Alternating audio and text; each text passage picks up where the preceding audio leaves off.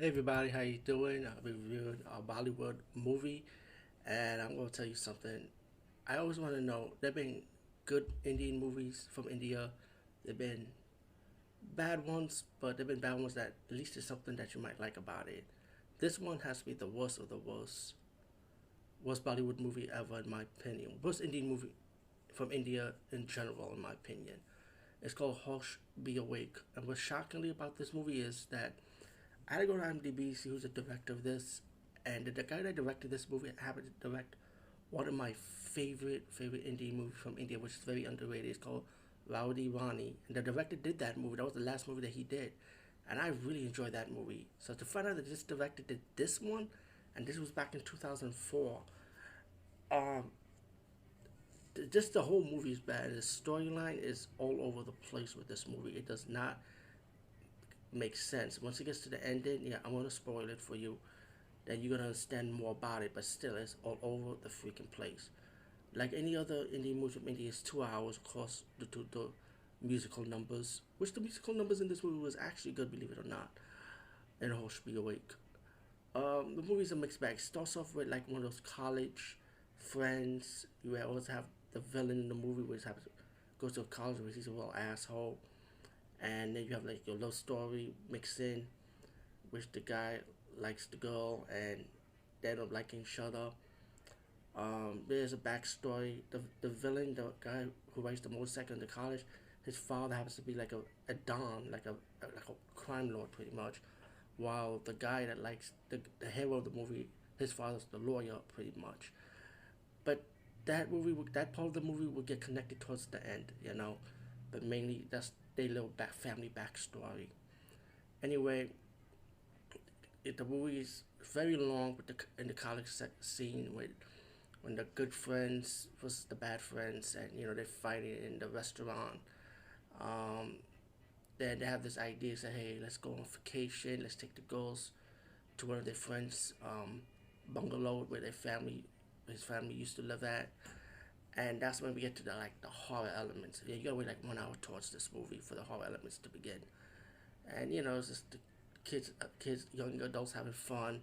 And then later on, we get to the horror elements. What this movie supposed to say it is, when mainly the women are dying one by one by this mysterious killer, and that the acting in this movie is bad in general. Like even with the horror acting, it's terrible. The women cannot react to anything.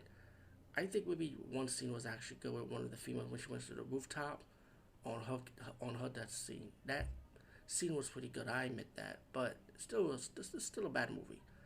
Then once we get to the final climax and spoiler, I will spoil it. We get to find out who the real killer is in this movie. You think it was maybe that asshole in the college. Maybe his father sent him over to kill the friends so they won't get in the way of his marriage towards like his so-called arranged marriage to this girl. But really, the killer the good was the comedian who has to be on the good side of the friend, and he has a backstory that his mother was abusive.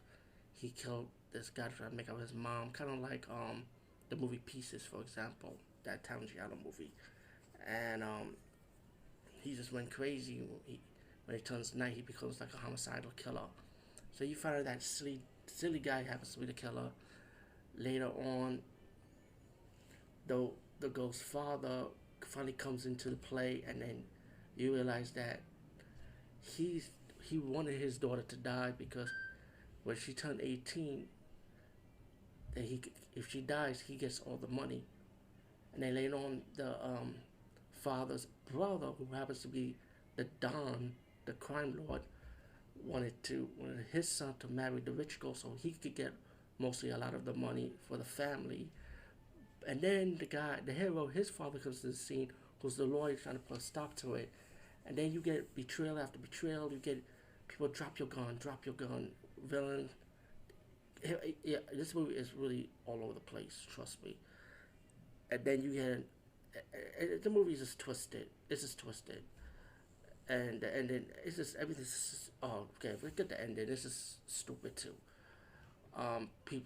Guys do die in the movie. Not only the females, but the guys do die towards the end of the movie. And the main objective of this movie is pretty much Priya's the key character. Like she's like the stepdaughter of her dad. But he wanted her dad so he could get the money, but he has to wait when she was 18. But she never knew that until the end of the movie that her stepdad is a real asshole, pretty much. But Hosh Be Awake, I can tell you not to see this movie, but I did saw this on Tubi TV, so check it out for free. You can see how this movie is a really clusterfuck of a movie. I mean, I can understand putting like two sides of the story to the movie, but when you put like three, four, five sides of the story in one movie, it just becomes all over the place. You know. So Hosh Be Awake, take it at your own risk. Over and out.